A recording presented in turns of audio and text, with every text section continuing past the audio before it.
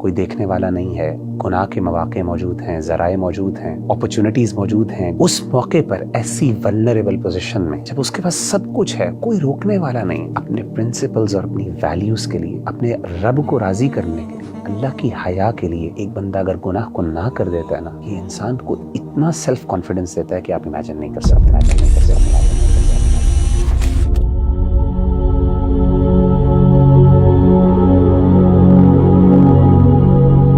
صحابہ کرام اور ہمارے جتنے بھی انبیاء کرام آئے ہیں، ان کے اندر نا ایک بڑا امیزنگ قسم کا سیلف کانفیڈنس تھا، خود اعتمادی تھی، اور بڑے بڑے بادشاہوں اور بڑے بڑے دنیا دار لوگوں کے سامنے وہ حق کی آواز بلند کرتے تھے اور حق کی بات کہنے میں ہچکچاتے نہیں تھے۔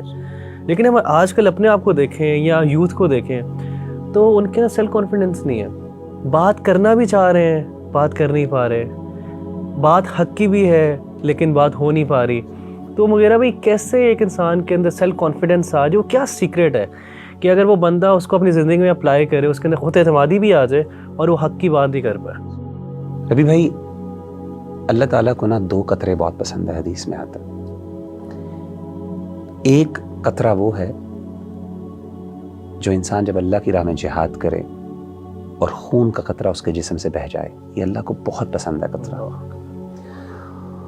اور دوسرا قطرہ جو اللہ کو سب سے زیادہ پسند ہے وہ یہ ہے کہ انسان اکیلے میں اللہ کے سامنے روئے اور اس کی آنکھوں سے آنسو نکلیں۔ یہ جو آنکھوں سے آنسو نکلنا، یہ اللہ کو بہت پسند ہے۔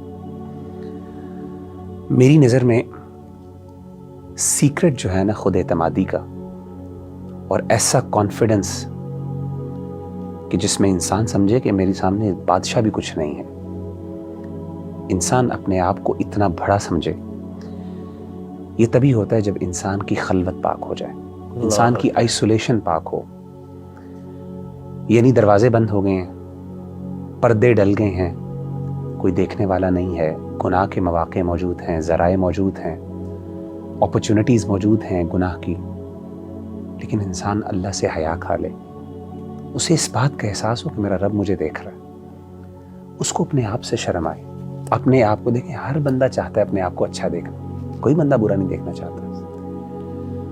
اس موقع پر ایسی ولنریبل پوزیشن میں جب اس کے پاس سب کچھ ہے، کوئی روکنے والا نہیں، اپنے پرنسپلز اور اپنی ویلیوز کے لیے، اپنے رب کو راضی کرنے کے لیے، اللہ کی حیا کے لیے ایک بندہ اگر گناہ کو نہ کر دیتا ہے نا، یہ انسان کو اتنا سیلف کانفیڈنس دیتا ہے کہ آپ امیجن نہیں کر سکتے۔ نبی صلی اللہ علیہ وآلہ وسلم کی بڑی پیاری حدیث ہے، آپ نے فرمایا کہ 7 یظلھم اللہ فی ظلہ یوم لا ظل الا ظلہ۔ 7 قسم کے ایسے لوگ ہیں جن کو اللہ قیامت کے دن اپنے عرش کا سایہ نصیب فرمائیں گے، جب اس دن اس سائے کے علاوہ کوئی اور سایہ نہیں ہوگا۔ ان 7 میں سے ایک شخص، رجل ذکر اللہ خالیا ففاضت عیناہ، ان میں سے ایک شخص وہ ہوگا جو اکیلے میں اللہ کو جس نے یاد کیا اور اس کی آنکھوں سے آنسو بہہ پڑے۔ ابھی بھائی، یہ بہت بڑی بات ہے۔ آئسولیشن، لوگوں کے سامنے نیکی کرنا، میں یہ نہیں کہتا کہ لوگوں کے سامنے نیکی کرنا کوئی آسان نہیں، وہ بھی مشکل ہے، اس کا بھی اجر ہے۔ ظاہر ہے انسان کی کچھ نیکیاں ایسی ہیں جو ایک سوشل سیٹنگ میں ہوتی، لیکن اصل انسان کے کردار کا پتہ چلتا ہے جب انسان اکیلے ہوتا۔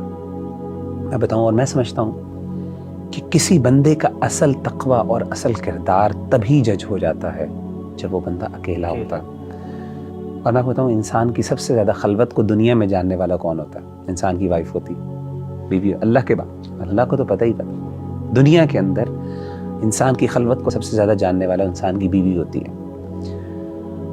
تاریخ کے اندر نبیوں کے بعد اگر کوئی ذات، صحابہ کو بھی نکالنے چلے، ہمیں کون سی ایسی ذات ملتی ہے کہ جس کی بیوی جو ہے اپنے شوہر کے کردار کے بارے میں بات کرے؟ میں ایک مثال دینا چاہتا ہوں، سیدنا عمر بن عبدالعزیز رحمہ اللہ تعالیٰ عنہ کی، جن کو 5ویں خلیفہ راشد بھی کہا جاتا ہے۔ میں حیران ہوا ان کی سیرت پڑھ کے کہ آپ کی وائف نے اپنے شوہر کے بارے میں کہا، الفاظ کچھ یوں تھے کہ واللہ، اللہ کی قسم، ما رأیت احدا اتقى من زوجی، اللہ کی قسم میں نے اپنی زندگی میں کبھی بھی اپنے شوہر سے زیادہ اللہ سے ڈرنے والا کوئی شخص نہیں دیکھا۔ امیجن کریں، ہن لباس لکم وانتم لباس لہن، کہ بیوی آپ کے بارے میں یہ کہہ رہی ہے کہ میرا شوہر کی جو نیکی آپ امیجن نہیں کر سکتے. یعنی کوئی ہرڈل نہیں ہے, کوئی روکنے والا نہیں ہے. یہ ایک تقوی کا معیار ہے.